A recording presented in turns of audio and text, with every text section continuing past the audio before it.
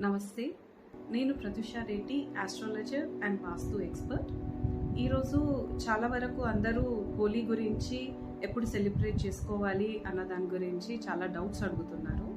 So అందుకే ఈ video చేస్తున్నాము.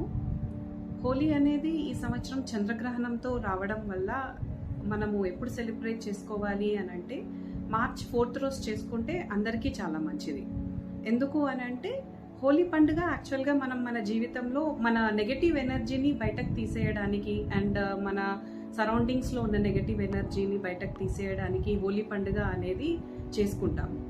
అండ్ ఈ చంద్రగ్రహణం అనేది మన కర్మని క్లీన్ చేయడానికి, మన కార్మిక్ సోల్స్ని క్లీన్ చేసుకోవడానికి ఈ చంద్రగ్రహణం అనేది మనకి చాలా ఉపయోగపడుతుంది. సో ఇవి రెండు ఒకటేసారి రావడం వల్ల అందరికీ ఈ డౌట్ అనేది క్రియేట్ అయింది.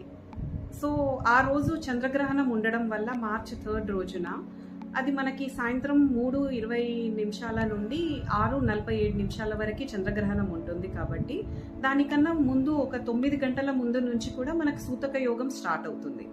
సో ఆ యోగంలో మనము ఏ మంచి పనులు కూడా చేయము. యాక్చువల్గా చేయకపోవడానికి కారణం ఏంటి అంటే అది మనకి కర్మని క్లీన్ చేసుకునే ఒక అవకాశం మనకి సృష్టి ఇస్తుంది. కాబట్టి దాన్ని మంచిగా యూజ్ చేసుకోవాలి అని చెప్పేసి పెద్దలు ఈ ప్రాసెస్ అనేది పెట్టారు మనకి. సో దాన్ని మనం చాలా మంచిగా ఉపయోగించుకుంటే మన జీవితాన్ని మనం మార్చుకునే అవకాశం ఉంటుంది.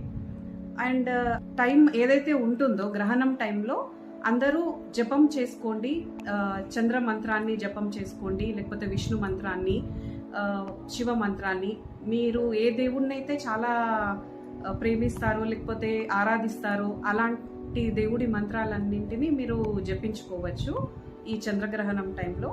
అండ్ చంద్రగ్రహణం తర్వాత స్నానం చేసి ఏవైనా తెల్ల వస్తువులని దానం చేయడానికి, అంటే ఎవరికైతే వాటి అవసరం ఉంటుందో అలాంటి వాళ్ళకి దానం చేయండి తెల్ల వస్తువులని.